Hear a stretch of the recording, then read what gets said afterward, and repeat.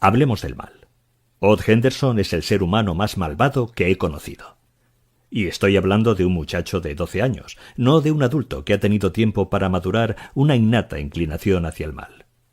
Porque Odd tenía 12 años en 1932, cuando ambos éramos alumnos de segundo grado y asistíamos a la escuela de un pueblecito de la Alabama rural.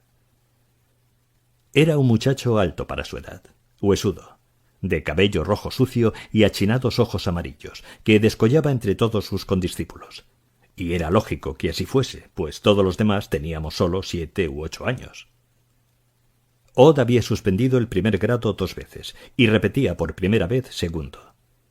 Este lamentable récord no se debía a torpeza. Odd era inteligente, quizás astuto sea una palabra más adecuada, sino a que se parecía al resto de los Henderson. Toda la familia, 10, sin contar a Pa Henderson, que era contrabandista de alcohol y estaba casi siempre en la cárcel, hacinados en una casa de 4 habitaciones, junto a una iglesia de negros. Era una cuadrilla de holgazanes y camorristas, todos dispuestos a jugarte una mala pasada. Odd no era el peor del grupo, y hermano, eso es decir algo. Muchos niños de la escuela procedían de familias más pobres que la de los Henderson. Odd tenía un par de zapatos, mientras otros niños, y niñas también, se veían forzados a andar descalzos en el tiempo más crudo. Tal era la dureza con que la depresión se había cebado en Alabama. Pero nadie que yo sepa resultaba tan desarrapado como Odd. Un espantajo flaco, pecoso, con un sudado mono de desecho que hubiera sido una humillación para un presidiario. De no haber sido tan odioso, se hubiera sentido piedad por él. Todos los niños le temían, no solo nosotros, los más pequeños, sino los muchachos de su misma edad e incluso mayores. Nadie buscó jamás pelea con él, excepto cierta vez una muchacha llamada Anne Jambo Finchburg, que resultó ser la otra matona del pueblo. Jambo, una piruja, bajita pero recia, con una técnica de 1000 diablos para retorcer muñecas, agarró a Odd por detrás durante el recreo en una gris mañana, y a 3 profesores, que debían desear que los combatientes se mataran, les llevó un buen rato separarles. El resultado fue una especie de empate. Jambo perdió un diente y la mitad de su cabello, y adquirió una nube gris en el ojo izquierdo. Nunca pudo volver a ver bien. Los infortunios de Odd incluían un pulgar roto y cicatrices de arañazos que le acompañarían hasta la tumba. En los meses siguientes, Odd ensayó todo tipo de tretas para coger a Jambo desprevenida y conseguir la revancha. Pero Jambo había preparado sus golpes y le llevaba considerable ventaja. Como yo hubiera hecho si él me hubiera dejado, pues ay, yo era objeto de las constantes atenciones de Odd. Considerando el lugar y la época, yo estaba bastante bien acomodado. Vivía en una antigua casa de campo de altos techos situada donde acababa el pueblo y empezaban los bosques y las fincas. La casa pertenecía a unos parientes lejanos, viejos primos, y estos primos, 3 mujeres solteras y su hermano, también soltero, me habían tomado a su cargo debido a un desacuerdo surgido en mi familia más cercana. Una lucha por mi custodia que, por diversas razones, me dejó perdido en aquella remota casona de Alabama. No es que yo fuera desdichado allí. En verdad, algunos momentos de aquellos pocos años resultaron ser los más felices de mi, por otro lado, dura infancia. Principalmente porque la más joven de los primos, una mujer de unos 60 y tantos años, se convirtió en mi mejor amiga. Dado que ella misma era como un niño, y muchos la consideraban todavía menos, y murmuraban acerca de ella como si fuera gemela de la pobrecita Lester Tucker, que correteaba las calles en un dulce aturdimiento, entendía a los niños y me entendía a mí perfectamente. Quizá resultara extraño para un muchachito tener como su mejor amiga a una solterona entrada en años. Pero ninguno de los dos tenía una experiencia ni una perspectiva normales, y así fue inevitable en nuestra separada soledad que llegáramos a compartir una amistad aparte. Excepto las horas que yo pasaba en la escuela, los 3, yo y la vieja Queenie, nuestra vivaracha terrier ratonera, y Miss Sook, como todos llamaban a mi amiga, estábamos casi siempre juntos. Buscábamos hierbas en el bosque, íbamos de pesca a remotos riachuelos con cañas de azúcar secas por cañas de pescar, y cogíamos extraños helechos y plantas que trasplantábamos y cuidábamos con esmero en botes y orinales. Pero nuestra vida transcurría principalmente en la cocina. Una cocina de campo, presidida por un gran hogar negro de madera, que a menudo estaba oscura y soleada al mismo tiempo. Miss Suk, sensible como un tímido helecho, una reclusa que jamás había traspasado los límites del condado, no se parecía en nada a su hermano y hermanas, que eran mujeres realistas, vagamente masculinas, que llevaban una tienda de lencería y varias otras empresas mercantiles. El hermano, el tío B, poseía una serie de granjas de algodón extendidas por la localidad, y como se negaba a conducir un coche o soportar contacto alguno con maquinaria móvil, andaba a caballo, trotando todo el día de una propiedad a otra. Era hombre afable, aunque callado. Gruñía sí o no, y realmente no abría la boca más que para comer. Ante cualquier comida se le despertaba un apetito de oso gris de Alaska tras el periodo de hibernación, y era tarea de Miss Suk dejarle harto. El desayuno era nuestra comida principal. La comida del mediodía, excepto los domingos, y la cena eran menús accidentales, casi siempre consistentes en sobras de la mañana. Estos desayunos, servidos puntualmente a las 5:30 de la mañana, atiborraban el estómago. Todavía hoy conservo un hambre nostálgica de aquellas colaciones al alba a base de jamón y pollo frito, chuletas de cerdo fritas, pescado frito, ardilla frita en temporada, huevos fritos, sémola de maíz con caldo, guisantes, coles con licor de col y pan de maíz para mojar en él, bizcochos, pastel, tortitas y melaza, miel, jamones y jalés caseros, leche cruda, leche cuajada y un café con cierto gustillo a chicoria y caliente como los infiernos. La cocinera, acompañada por sus asistentes, Queenie y yo, se levantaba cada mañana a las 4 para encender el fuego, poner la mesa y prepararlo todo. Levantarse a esta hora no resultaba tan duro como puede parecer. Estábamos acostumbrados. Y de cualquier modo siempre nos acostábamos tan pronto como el sol se ocultaba y los pájaros se recogían en los árboles.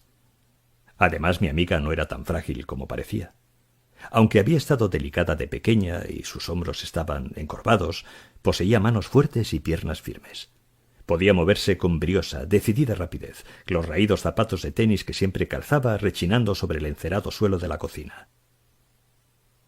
Y su distinguido rostro, de rasgos delicadamente desmañados, con unos ojos bellos, juveniles, indicaba una fortaleza que parecía ser más el premio de un resplandor espiritual interior que la superficie visible de simple salud mortal.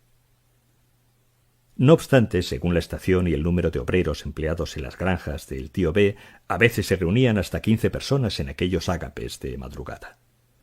Los obreros tenían derecho a una comida caliente al día. Era parte de su salario.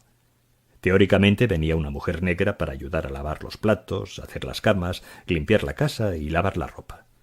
Era vaga y de poco fiar, pero amiga de toda la vida de Miss Suk, lo cual significaba que mi amiga no pensaba en sustituirla y sencillamente hacía ella el trabajo. Partía leña, se cuidaba de un considerable número de pollos, pavos y cerdos, fregaba, sacudía el polvo, remendaba toda nuestra ropa. Pero cuando yo regresaba de la escuela, siempre estaba allí dispuesta a hacerme compañía. Jugar a un juego de cartas llamado rock, o salir a buscar setas, o hacer una lucha de almohadas, o cuando yo me sentaba en la cocina a la lánguida luz del atardecer, ayudarme en mis deberes. Le entusiasmaba escudriñar mis libros de texto, mi atlas especialmente. «Oh, Buddy», diría ella, pues así me llamaba, «piénsalo bien, un lago llamado Titicaca, y realmente existe en alguna parte del mundo». Mi educación era también la suya. Debido a su enfermedad infantil apenas había asistido a la escuela. Su escritura era una serie de melladas erupciones, la pronunciación un artilugio fonético totalmente personal.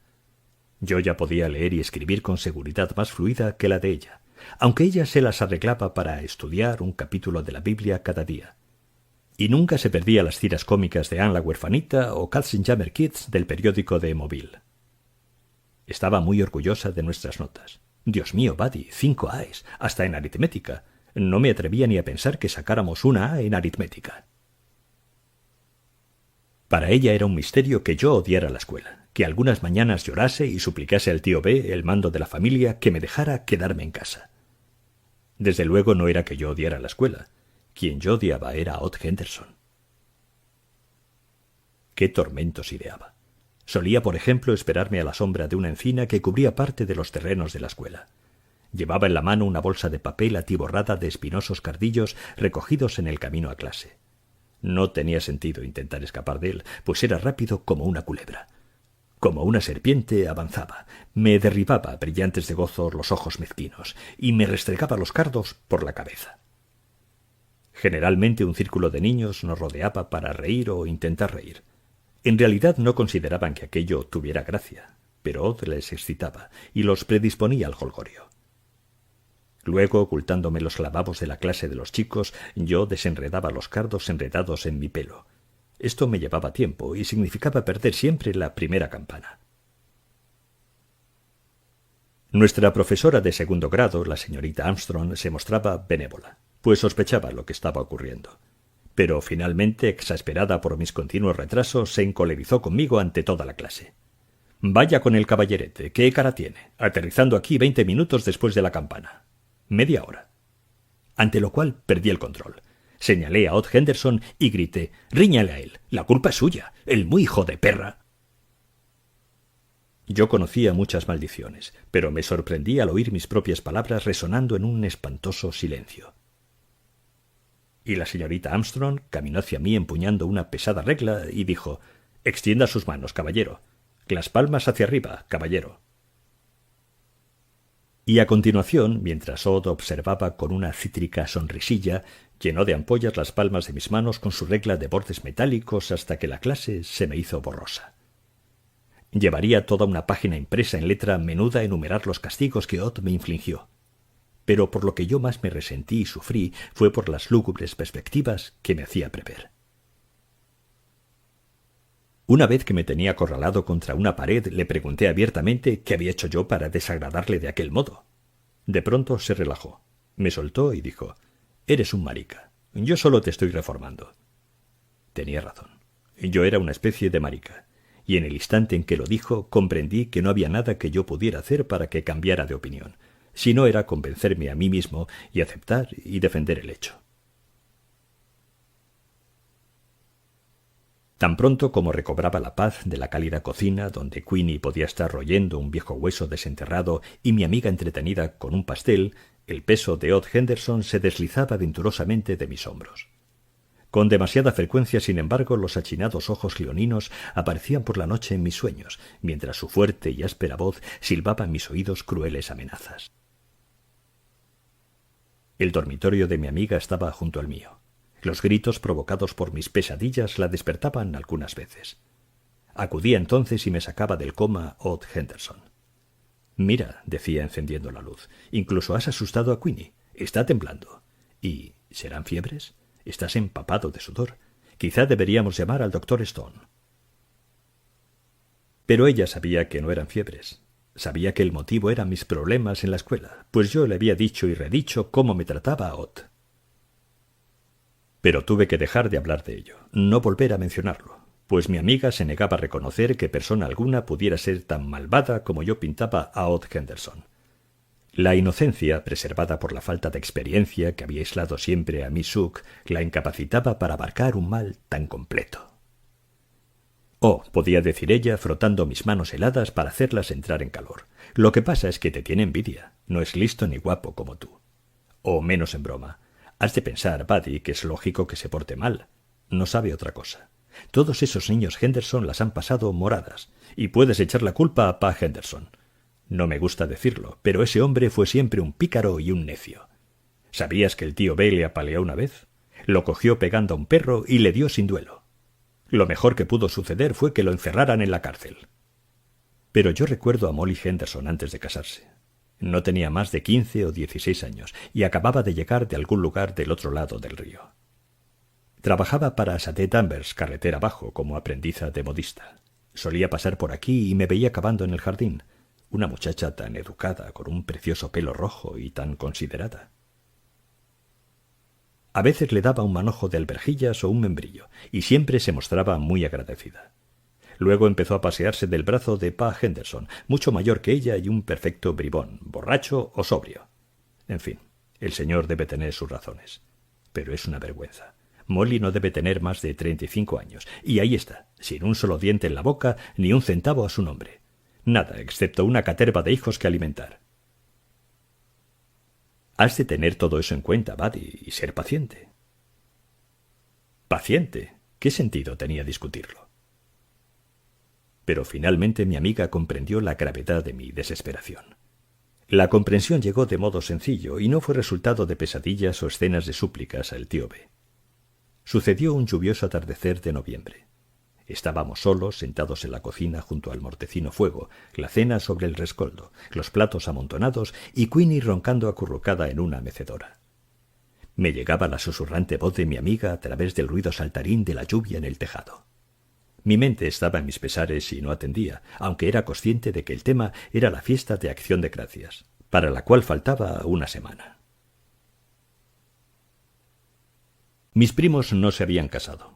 El tío B casi se había casado, pero su novia le devolvió el anillo de compromiso al darse cuenta de que compartir la casa con 3 solteronas singularísimas formaba parte del contrato. No obstante, presumían de amplias conexiones familiares con todo el vecindario. Primos en abundancia, y una tía, Miss Mary Taylor Wheelwright, que contaba 103 años. Como nuestra casa era la más amplia y mejor situada, era tradicional que estos familiares nos visitaran anualmente el Día de Acción de Gracias. Aunque rara vez había menos de 30 participantes, no resultaba oneroso, ya que nosotros solo poníamos el asiento y un considerable número de pavos rellenos. Los invitados suministraban los accesorios. Cada cual contribuía con una especialidad particular. Un primo, trasladado 2 veces, Harriet Parker de Flomaton, hacía una perfecta ambrosía, transparentes gajos de naranja con coco fresco triturado. La hermana de Harriet, Alice, llegaba habitualmente cargada con un plato de batatas batidas y pasas. La tribu Conkling, Mr. y Mrs. Bill Conkling y su cuarteto de encantadoras hijas, traían siempre una deliciosa variedad de verduras enlatadas durante el verano. Mi favorito era un pastel helado de banana, receta conservada por la anciana tía, que a pesar de su longevidad era aún domésticamente activa, y para pesar nuestro se llevó consigo el secreto cuando murió en 1934, a la edad de 105 años, y no fue la edad la que bajó el telón, fue atacada y pisoteada por un toro en un prado.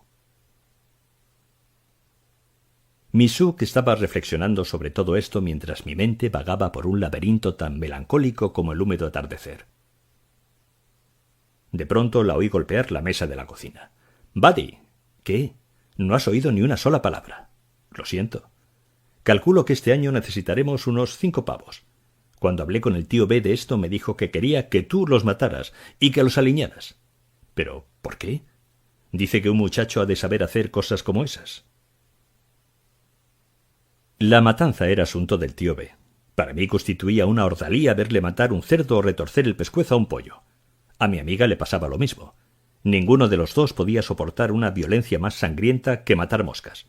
Me desconcertó, por tanto, su despreocupada comunicación de esta orden. «Pues no lo haré», sonrió. «Claro que no lo harás. Se lo diré a Baber o a algún otro chico de color, por un níquel». Pero siguió bajando la voz en tono de conspiración. «Dejaremos que el tío B crea que tú lo hiciste. Así estará satisfecho y no volverá a decir que está tan mal». «¿Qué es lo que está mal?» «Que estemos siempre juntos. Dice que debes tener otros amigos, muchachos de tu edad». «Bueno, tienes razón. Yo no quiero ningún otro amigo». «Calma, Buddy. Ahora calma. Tú has sido una bendición para mí. No sé qué habría hecho sin ti. Solo convertirme en una vieja amargada. Pero yo quiero verte feliz, Buddy. Fuerte, capaz de andar por el mundo. Y no servirás para ello hasta que llegues a un acuerdo con individuos como Odd Henderson y consigas que sean amigos tuyos. Él es el último ser del mundo que quisiera tener por amigo. Por favor, Buddy, invita a ese muchacho a comer con nosotros el Día de Acción de Gracias».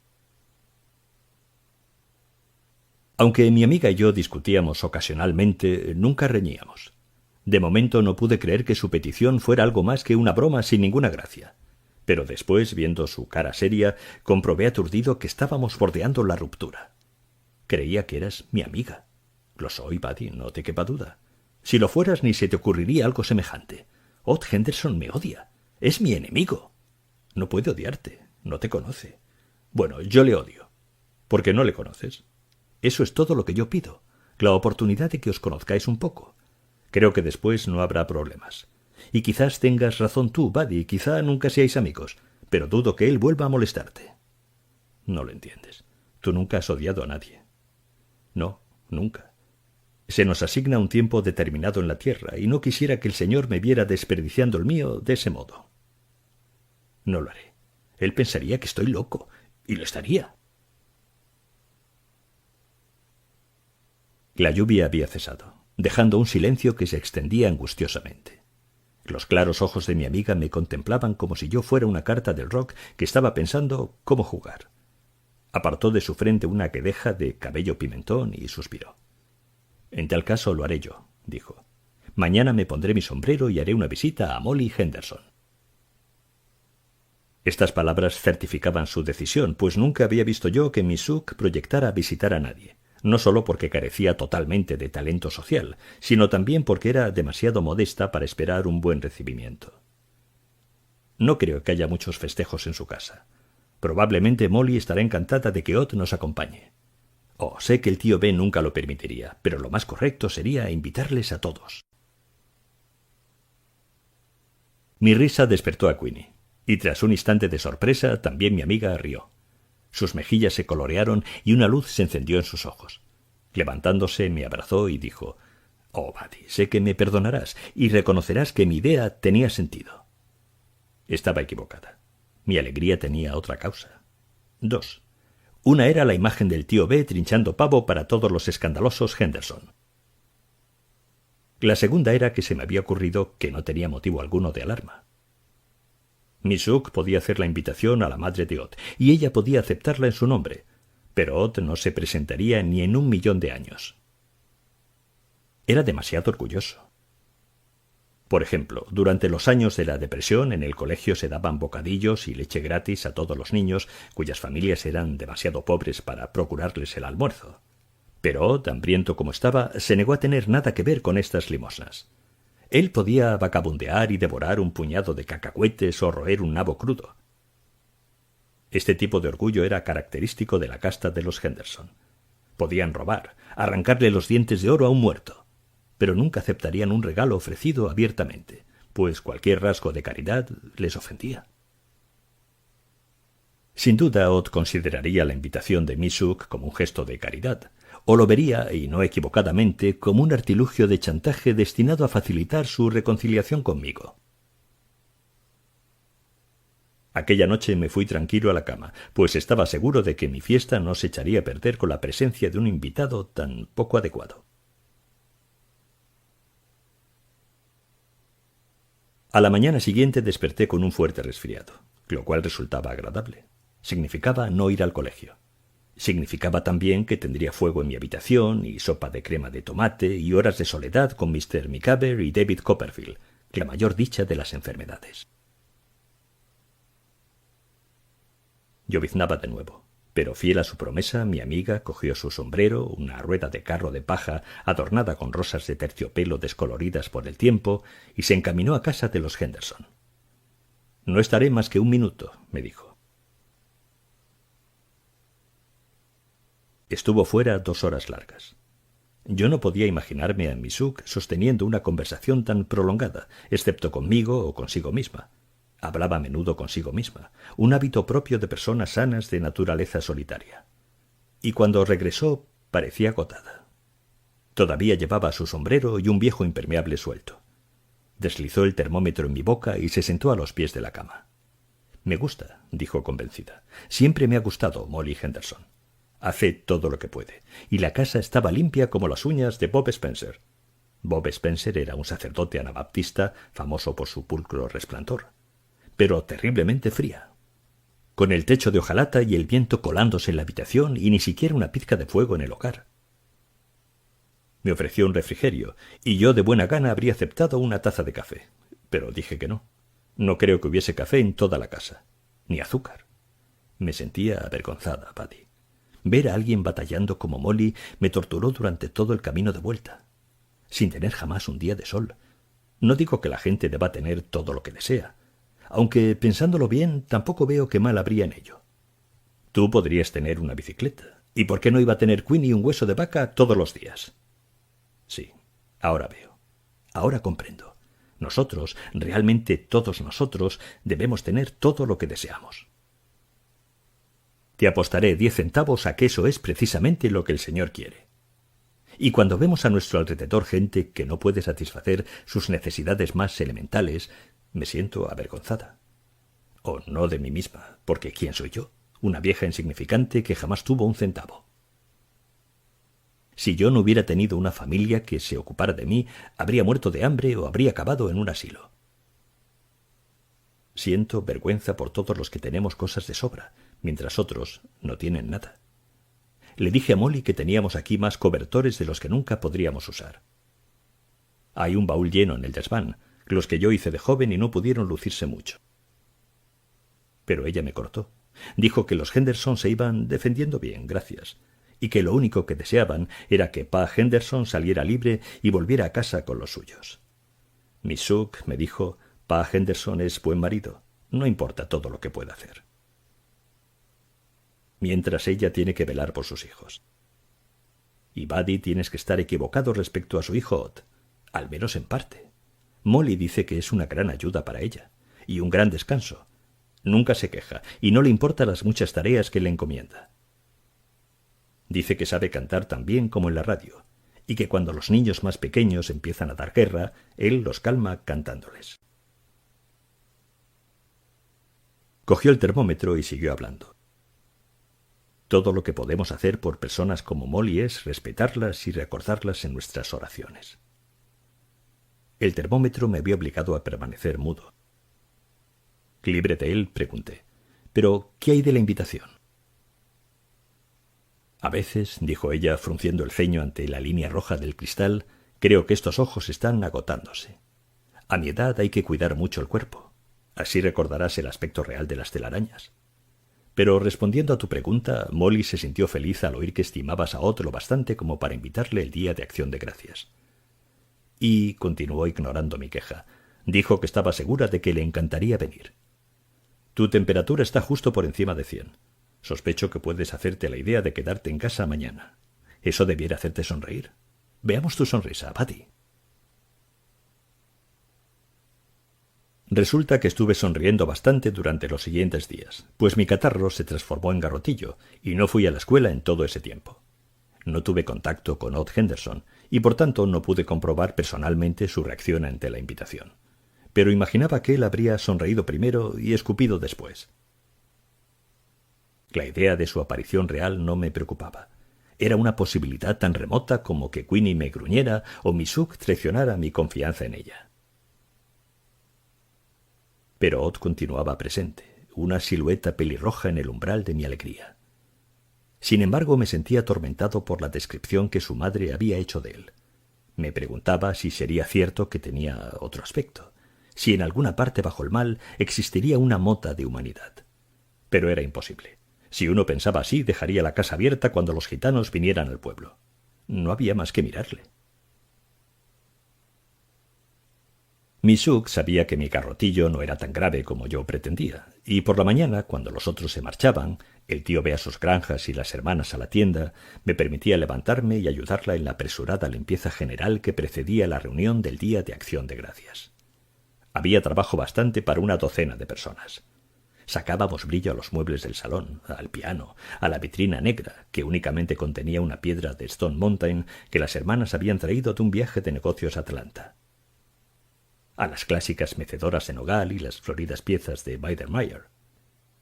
Las frotábamos con cera de olor a limón hasta que la superficie brillaba como piel de limón y olía como un bosquecillo de limoneros.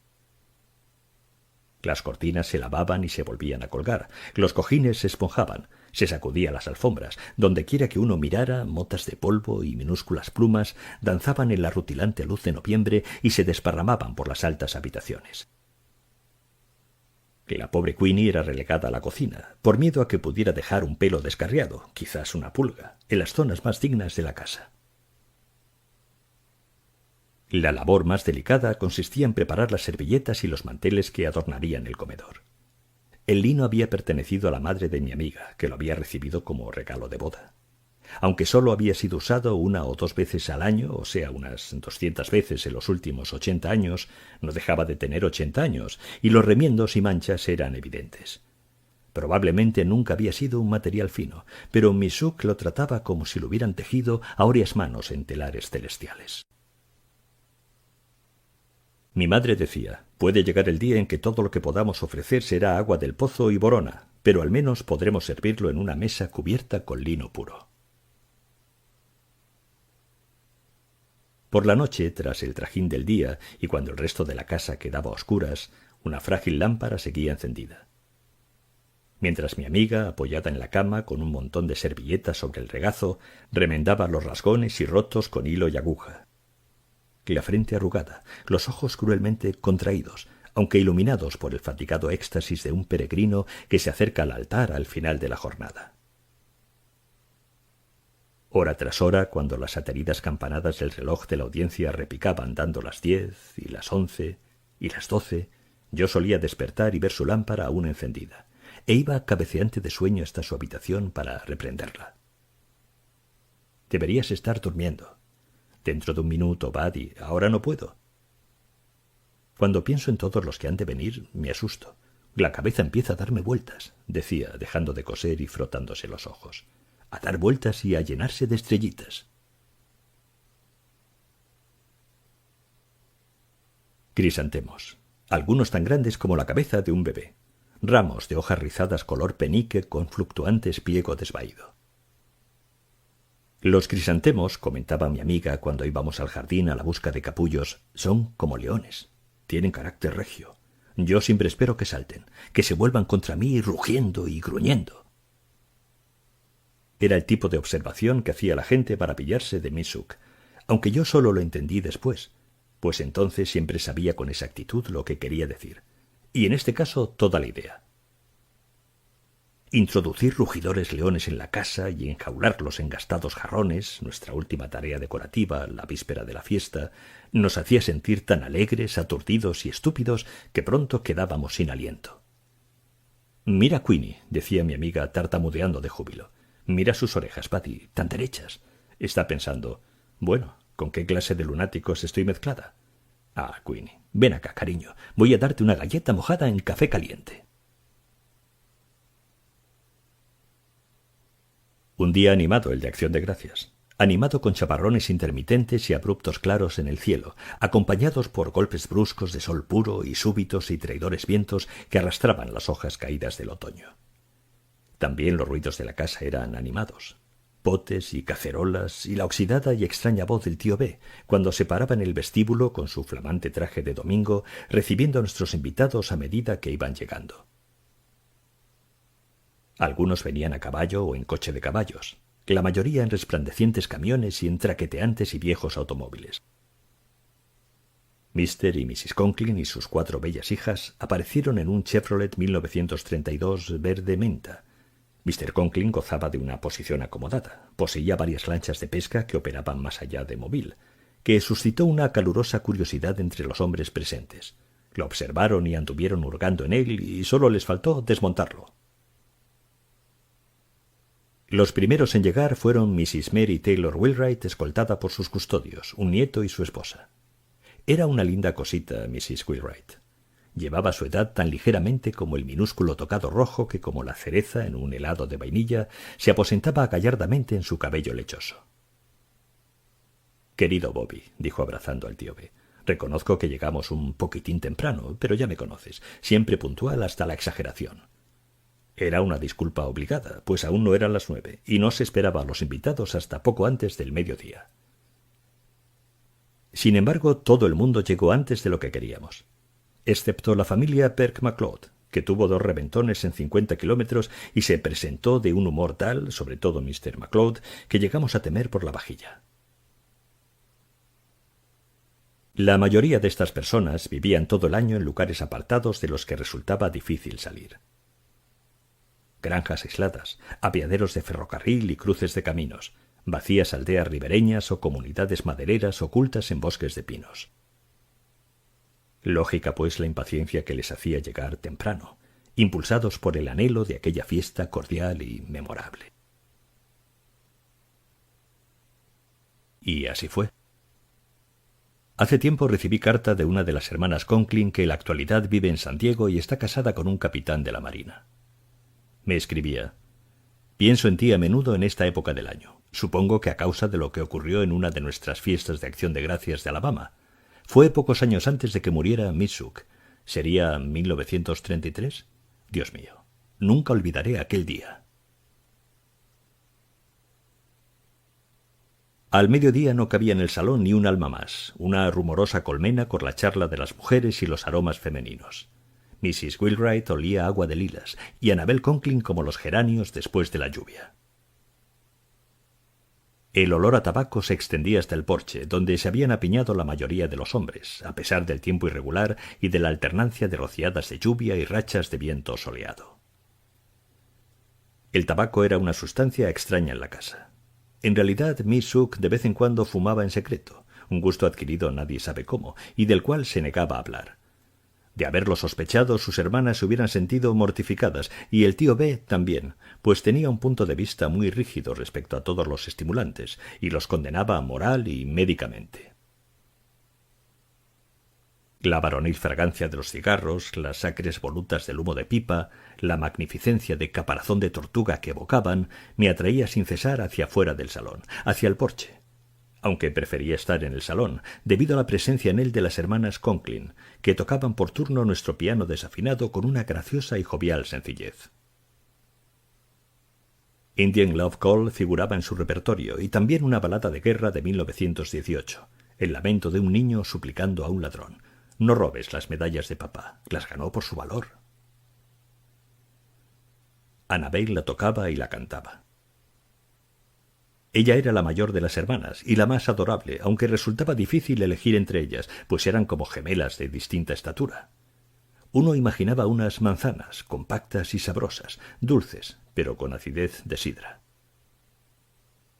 Su cabello, vagamente rizado, tenía el lustre azulado de un caballo de carreras bien cuidado, y ciertos rasgos, ojos marrones, narices, labios cuando sonreían, se armonizaban en un original estilo que añadía gracia a sus encantos. Lo más delicado es que eran un poco gorditas, agradablemente gorditas, para ser exactos. Mientras escuchaba a Annabel al piano y me prendaba de ella, sentí a Od Henderson. Digo sentí porque me di cuenta de que él estaba allí antes de verle. El sentido de peligro que avisa, según dicen a un leñador experto, del inminente encuentro con una serpiente o con un lince, me alertó a mí. Me volví y allí estaba el tipo, de pie, a la entrada del salón, medio dentro, medio fuera. A los demás debía parecerles un larguilucho desarrapado de 12 años que había intentado ponerse a la altura de las circunstancias peinando y alisando su difícil cabello, las marcas del peine aún húmedas e intactas, pero a mí me resultaba tan inesperado y siniestro como un genio surgido de una botella. Qué imbécil había sido al pensar que no aparecería. Solo un zopenco no habría adivinado que vendría por una razón: la alegría de fastidiarme en un día tan señalado. Sin embargo, Od aún no me había visto. Annabel, sus dedos firmes, acrobáticos, saltando sobre las combadas teclas del piano, le había distraído, pues estaba mirándola. Los labios separados, los ojos hundidos, como si la hubiera sorprendido desnuda bañándose en el río. Era como si estuviera contemplando una anhelada visión. Sus orejas ya rojas se habían puesto pimiento. La escena de la entrada le aturdió tanto que yo pude escabullirme y correr por el vestíbulo hacia la cocina. «¡Está aquí!». Mi amiga había concluido su trabajo horas antes. Además tenía 2 mujeres de color ayudándola. Sin embargo, había estado escondida en la cocina desde que empezó la fiesta con la excusa de hacer compañía a la exiliada Queenie. La verdad es que temía mezclarse con cualquier grupo, aunque fuese de parientes, y por eso, a pesar de su confianza en la Biblia y su héroe, rara vez iba a la iglesia. Si bien amaba a los niños y estaba a gusto con ellos, no se la aceptaba como un niño, aunque ella no podía aceptarse a sí misma como miembro del grupo de los mayores, y en una reunión de estos se comportaba como una torpe damita, callada y bastante asustada. Pero la idea de las fiestas la entusiasmaba. Qué lástima que no pudiese tomar parte invisiblemente. Qué alegre se hubiese sentido entonces. Me di cuenta de que las manos de mi amiga estaban temblando. También lo estaban las mías. Su vestimenta habitual consistía en vestidos de calicó, zapatos de tenis y suéteres desechados por el tío B. No tenía ropa apropiada para las grandes ocasiones. Hoy estaba perdida en el interior de algo prestado por una de sus fornidas hermanas, un raído traje azul marino que su poseedora había llevado a todos los funerales del condado desde remotos tiempos inmemoriales.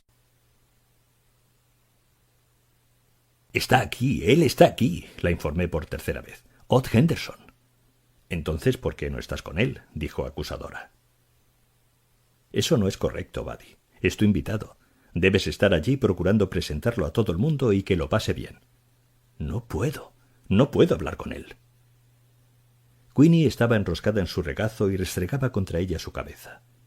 Mi amiga se puso en pie, dejando a Queenie y poniendo al descubierto un sector de tela azul marino lleno de pelos de perro. «Buddy, ¿quieres decir que no has hablado con ese muchacho?» Mi grosería borró su timidez. Cogiéndome de una mano, me condujo hasta el salón. No tenía por qué preocuparse del bienestar de Odd. Los encantos de Annabel Conkling le habían arrastrado hasta el piano. Realmente estaba pegado a ella en el asiento del piano, sentado allí estudiando su perfil encantador. Sus ojos opacos como los globos de la ballena disecada que yo había visto aquel verano cuando un circo ambulante pasó por el pueblo. La anunciaban como la auténtica Moby Dick. Costaba 5 centavos ver los restos. ¡Qué atajo de bribones! En cuanto a Annabel, coquetearía con cualquier cosa que caminase o se arrastrase. No, esto es injusto, pues en realidad era pura jovialidad, una forma de generosidad. Me dolió verla haciendo cucamonas con aquel bruto. Arrastrándome hacia allí, mi amiga se presentó a él. «Buddy y yo estamos muy contentos de que hayas podido venir». Odd tenía los modales de un macho cabrío. No se levantó ni ofreció su mano. Apenas la miró y a mí me ignoró totalmente. Intimidada pero resuelta, mi amiga dijo: «Puede que Odd quiera cantarnos algo. Yo sé que sabe. Su madre me lo dijo. Annabel, cariño, toca algo que Odd pueda cantar». Releyendo veo que no he descrito las orejas de Odd Henderson. Una omisión imperdonable, pues atrapaban realmente las miradas como las de alfalfa en los dibujos de Our Gang.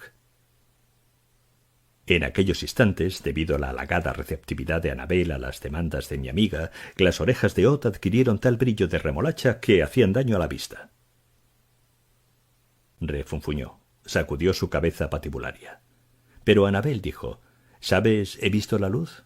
No la conocía, pero la siguiente sugerencia fue saludada con un gesto de reconocimiento. Hasta el mayor necio podía ver que su modestia era fingida. Sonriendo, Annabel tocó un vibrante acorde y Odd, con una voz precozmente viril, cantó. La nuez ascendió de golpe en su cuello tenso. El entusiasmo de Annabel se aceleró. El guirigay de las mujeres se apagó cuando se dieron cuenta de que Odd estaba cantando. Odd era bueno. Podía cantar con seguridad, y los celos me acometían con suficiente voltaje como para electrocutar a un asesino. Un asesinato era lo que yo tenía en la cabeza. Podía haberle matado con la misma facilidad con que se aplasta un mosquito, con más aún. Una vez más, sin que se diera cuenta mi amiga, que estaba absorbida por la música, escapé del salón y me fui a la isla. Este era el nombre que había dado a un lugar de la casa al que acudía cuando me sentía triste o inexplicablemente entusiasmado, o cuando quería pensar en mis cosas. Era un gigantesco retrete comunicado con nuestro único cuarto de baño.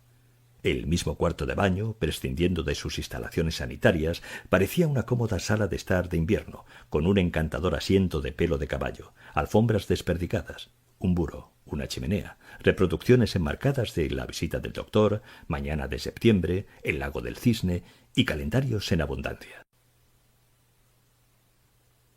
Había 2 pequeñas ventanas con vidrios de color en el retrete. Figuras romboidales de luz en rosa, ámbar y verde se filtraban a través de las ventanas e inundaban todo el baño. Había zonas en que el cristal estaba descolorido o desconchado. Aplicando el ojo a uno de estos claros, era posible identificar a los visitantes del cuarto. Tras estar allí recluido un rato, cavilando sobre el éxito de mi enemigo, unas pisadas irrumpieron. Mrs. Mary Taylor Wheelwright, que se paró ante un espejo y se roció la cara con una borla de polvos, coloreó sus antiguas mejillas y después, comprobando el efecto, exclamó: «Muy guapa, Mary. aunque sea la propia Mary la que lo diga. Es bien sabido que las mujeres sobreviven a los hombres. ¿Será quizás solo su mayor vanidad lo que las mantiene en pie? De cualquier modo, Mrs. Wheelwright endulzó mi mal humor, de modo que después de su partida un cordial tañido de la campanilla del comedor resonó por la casa, y yo decidí abandonar mi refugio y disfrutar de la fiesta, a pesar de Odd Henderson. Pero en aquel momento se oyeron de nuevo unas pisadas. Apareció él, con un gesto menos hosco del que siempre le había visto. Fanfarrón, silbando, desabrochándose los pantalones y descargando un vigoroso chorro mientras continuaba silbando, airoso como un arrendajo en un campo de girasoles. Cuando ya se iba, una caja abierta sobre el buró atrajo su atención. Era una caja de puros en la que mi amiga guardaba recetas recortadas de los periódicos y otras tonterías, así como un broche de camafeo que su padre le había regalado hacía mucho tiempo. Aparte de su valor sentimental, su imaginación había conferido a aquel objeto un raro precio. Siempre que teníamos algún motivo serio de queja contra sus hermanas o contra el tío B, ella solía decir: «No te preocupes, Buddy, venderemos mi camafeo y nos iremos. Cogeremos el autobús de Nueva Orleans». Aunque jamás hablábamos de lo que haríamos una vez hubiésemos llegado a Nueva Orleans o de qué viviríamos cuando se acabase el dinero del camafeo, a ambos nos agradaba esta fantasía. Quizá los dos nos dábamos cuenta en el fondo de que el broche era solo bisutería. De todos modos nos parecía un verdadero, aunque nunca probado, talismán mágico, un encantamiento que nos prometía la libertad si realmente nos decidíamos a seguir nuestra suerte en fabuladas esferas. Y mi amiga nunca lo llevaba, pues era un tesoro demasiado precioso para arriesgarse a perderlo o estropearlo. Vi entonces los sacrílegos dedos de Odd avanzando hacia él. Vi cómo lo hacía saltar en la palma de la mano, lo dejaba de nuevo en la caja y se daba vuelta para marchar. Pero después volvió. Esta vez cogió rápidamente el camafeo y se lo metió en el bolsillo.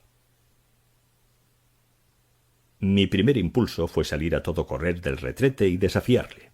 Creo que en aquel momento podría haberle derribado. Pero... bien.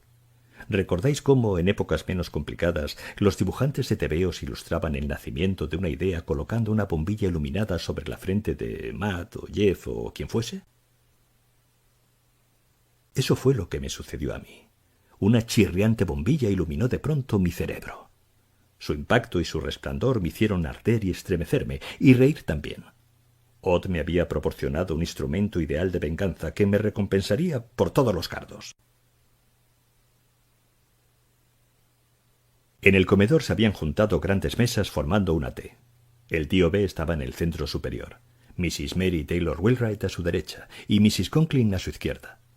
Odd estaba sentado entre dos de las hermanas Conklin, una de ellas Annabel, cuyos cumplidos le colocaban en situación preeminente. Mi amiga se había colocado al pie de la mesa, entre los niños más pequeños. Según ella, escogía aquel lugar porque le proporcionaba un acceso más rápido a la cocina, pero por supuesto era porque deseaba estar en aquel lugar y no en otro. Queenie se había desatado y estaba bajo la mesa temblando y meneándose con éxtasis mientras se deslizaba entre las hileras de piernas. Pero nadie parecía hacer objeciones, probablemente porque estaban hipnotizados por los pavos sin trinchar, deliciosamente glaseados, y los excelentes aromas que brotaban de los platos de bolondrón y maíz, de cebolla frita y de empanadillas. Mi propia boca se hubiese hecho agua si no hubiese estado reseca por la emocionante perspectiva de una venganza total. Por un segundo, contemplando el rostro difuso de Odd Henderson, experimenté un ligero remordimiento, pero realmente no sentí escrúpulo alguno. El tío B bendijo la mesa. Con la cabeza inclinada, los ojos cerrados, las manos callosas en actitud de oración, entonó: «Bendito tú, oh Señor, por el don de esta mesa, los variados frutos por los que tenemos que estarte agradecidos en este día de acción de gracias de un año difícil». Su voz, que con tan poca frecuencia se oía, graznaba con el hueco rechinar de un viejo órgano en una iglesia abandonada. Amén. Después, una vez acercadas las sillas y colocadas las servilletas, llegó la pausa necesaria por la que yo había estado esperando. «Aquí hay alguien que es un ladrón», Lo dije con claridad y repetí la acusación en tonos aún más mesurados. Odd Henderson es un ladrón. Robó el camafeo de Miss Suk. Las servilletas se agitaron en las manos inmovilizadas. Los hombres tosieron. Las hermanas Conklin jadearon al unísono. Y el pequeño Perk MacLeod, hijo, comenzó a hipar, como los niños muy pequeños cuando se asustan. Mi amiga, con una voz que vacilaba entre el reproche y la angustia, dijo: «Buddy no quiere decir eso, solo está bromeando». «Digo lo que quiero decir. Si no me crees, ve a mirar en tu caja. El camafeo no está allí. Odd Henderson lo tiene en el bolsillo». «Buddy ha estado enfermo», murmuró ella. «No le culpes, Odd, no sabe lo que está diciendo». Yo dije: «Ve a mirar en tu caja». Vi cómo lo cogía. El tío B, mirándome fijamente con una alarmante frialdad, se hizo cargo de la situación. «Quizás sea mejor», dijo, «que vayas allí y acabemos con este asunto». Raras veces desobedecía mi amiga a su hermano. No lo hizo en este caso. Pero su palidez, el ángulo torturado de sus hombros, revelaban con qué disgusto aceptaba aquella orden. Estuvo fuera solo 1 minuto, pero su ausencia pareció un eón. Se veía brotar y surgir la hostilidad alrededor de la mesa como una enredadera espinosa que crecía con extraña rapidez, y la víctima, atrapada en sus zarcillos, no era el acusado, sino su acusador. Sentí un nudo en el estómago. Odd, por su parte, parecía tranquilo como un cadáver. Miss Suk volvió sonriendo. «Debería darte vergüenza, Buddy», me reprendió agitando un dedo. «No se gasta en esa clase de bromas. Mi camafeo está exactamente donde lo dejé». El tío B dijo: «Buddy, quiero ver cómo te disculpas ante nuestro invitado». «No, no tiene por qué hacerlo», dijo Odd Henderson levantándose. «Ha dicho la verdad». Se metió la mano en el bolsillo y puso el camafeo sobre la mesa. «Me gustaría poder dar alguna excusa, pero no tengo ninguna». Miró hacia la puerta y dijo: «Debe de ser usted una dama muy especial, Miss Suk, para mentir así por mí». Y después, maldito sea, salió de allí. También yo salí, pero corriendo. Eché hacia atrás la silla derribándola. El estruendo hizo saltar a Queenie. Salió de debajo de la mesa y ladró enseñando los dientes. Y Miss Suk, cuando pasaba junto a ella, intentó detenerme. «Buddy». Pero yo no quería saber nada de ella ni de Queenie. Aquel perro me había gruñido, y mi amiga se había puesto de parte de Odd Henderson. Había mentido para salvarle el pellejo, había traicionado nuestra amistad, mi amor. Lo que yo había soñado no podría suceder jamás. El prado de Simpson quedaba bajo la casa, deslumbrante con el oro de finales de noviembre y con la hierba rojiza.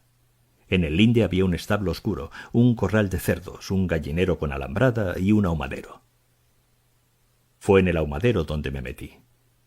Una habitación oscura y fría incluso los meses más cálidos del verano, con el suelo de tierra y un hoyo ahumado que olía a cenizas de nogal y a creosota. Hileras de jamones colgaban de los varales. Era un lugar que nunca me había inspirado confianza, pero ahora su oscuridad me parecía protectora. Me tendí en el suelo, mis costillas jadeantes como las agallas de un pez fuera del agua. No me preocupaba estar destrozando mi único traje bonito, el único de pantalones largos, revolcándome en el suelo entre una confusa mezcla de tierra, cenizas y grasa de cerdo. Solo sabía una cosa: tenía que dejar aquella casa, aquel pueblo, aquella noche. Cogeré la carretera, cogeré mi atillo y derecho a California, y me ganaré la vida limpiando zapatos en Hollywood. Los zapatos de Fred Astaire, los de Clark Gable, o quizás yo mismo pueda convertirme en una estrella de cine. Mira a Jackie Cooper. Oh, cómo lo lamentarían entonces. Cuando yo fuese rico y famoso y me negase a contestar sus cartas y hasta sus telegramas.